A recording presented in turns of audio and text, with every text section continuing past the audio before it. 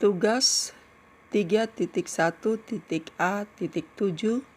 Demonstrasi kontekstual. 3.1 Pengambilan keputusan sebagai pemimpin pembelajaran oleh Norce Mustafa, CGP Angkatan 1, SMP Negeri 1 Parigi, Kabupaten Parigi Motong.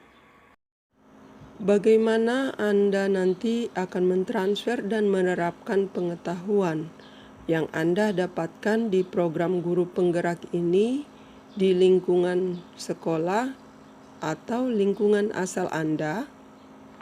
Adapun cara saya untuk mentransfer dan menerapkan pengetahuan selama mengikuti program guru penggerak ini di sekolah atau lingkungan sekolah, yakni melakukan sosialisasi bersama atasan dan rekan sejawat, baik yang ada di lingkungan sekolah maupun di komunitas pendidikan yang saya ikuti, mengenai manfaat atau ilmu yang telah saya peroleh selama mengikuti PGP ini. Cara mentransfer ilmu yakni dengan berbagai pengetahuan dengan teman atau rekan sejawat dan komunitas yang saya ikuti, yakni menunjukkan dampak yang positif bagi rekan kerja dan komunitas, serta akan mentransfer dan berbagai tentang materi pada modul 1.1 tentang pendidikan Ki Hajar Dewantara, lalu memberi pemahaman. Dan kedua, bagaimana guru melakukan pembelajaran yang dapat berpihak pada murid. Serta pada modul yang ketiga ini tentang pengambilan keputusan sebagai pemimpin pembelajaran dalam pengembangan sekolah. Tentunya untuk melakukan semuanya dimulai dari diri sendiri. Saya juga akan menerapkan pengambilan keputusan ini dalam membimbing murid saya untuk kesiapan mereka menghadapi ujian akhir sekolah. Apa langkah-langkah awal yang akan Anda lakukan untuk memulai mengambil keputusan berdasarkan pemimpin pembelajaran? Adapun langkah-langkah awal yang akan saya ambil untuk memulai mengambil keputusan berdasarkan pemimpin pembelajaran, yakni bisa membedakan kondisi atau situasi yang saya rasakan atau alami di lingkungan sekolah atau di komunitas belajar saya, baik kondisi dilema etika ataupun pada peristiwa pengambilan keputusan berdasarkan bujukan moral. Dalam hal ini, ketika berada dalam situasi dilema etika, yakni benar versus benar, adalah situasi yang terjadi ketika seseorang harus memilih antara dua pilihan, di mana kedua pilihannya benar tetapi bertentangan dengan hatinya.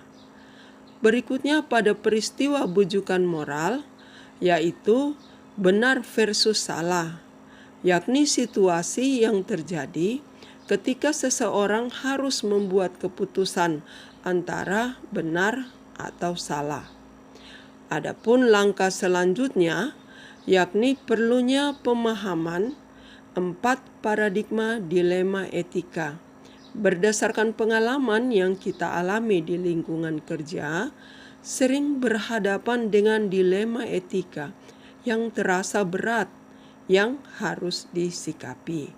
Ketika kita menghadapi situasi dilema etika, akan ada nilai-nilai kebajikan yang mendasari dan bertentangan yang dapat dikategorikan yaitu 1. Individu lawan masyarakat. 2. Rasa keadilan lawan rasa kasihan. 3. Kebenaran lawan kesetiaan. 4.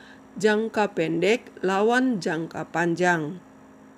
Paradigma ini dapat diterapkan ketika pengambilan keputusan dalam memimpin pembelajaran. Langkah berikutnya yakni berdasarkan prinsip pengambilan keputusan, yaitu berpikir berbasis hasil akhir, berpikir berbasis peraturan, dan berpikir berbasis rasa peduli. Dan langkah yang terakhir mengacu pada 9 langkah pengambilan keputusan, yaitu 1. Mengenali bahwa ada nilai-nilai yang saling bertentangan dalam situasi ini. 2. Menentukan siapa yang terlibat dalam situasi ini. 3. Kumpulkan fakta-fakta yang relevan dengan situasi ini. 4. Pengujian benar salah. 5. Pengujian paradigma benar lawan benar. 6. Melakukan prinsip resolusi. 7. Investigasi opsi trilema. 8. Buat keputusan. 9. Lihat lagi keputusan dan refleksikan. Mulai kapan Anda akan menerapkan langkah-langkah tersebut? Hari ini, besok, minggu depan, hari apa? Catat rencana Anda, sehingga Anda tidak lupa. Saya akan memulai menerapkan langkah-langkah tersebut sejak hari ini dan seterusnya. Dalam minggu ini akan saya terapkan dalam hal pengelolaan nilai ujian akhir sekolah semester akhir kelas 9 dan ketika saat rapat penentuan kelulusan siswa kelas 9 dan rapat penentuan kenaikan kelas bagi siswa kelas 7 dan 8. Siapa yang akan menjadi pendamping Anda dalam menjalankan pengambilan keputusan sebagai pemimpin pembelajaran? Seseorang yang akan menjadi teman diskusi Anda untuk menentukan apakah langkah-langkah yang Anda ambil telah tepat dan efektif. Adapun orang-orang yang saya harap dapat menjadi pendamping ketika menjalankan keputusan sebagai pemimpin pembelajaran di sekolah adalah kepala sekolah selaku pimpinan sekolah, dan seseorang yang akan menjadi teman diskusi saya dalam menentukan langkah-langkah yang saya ambil telah tepat atau efektif, yakni ibu pendamping CGP saya.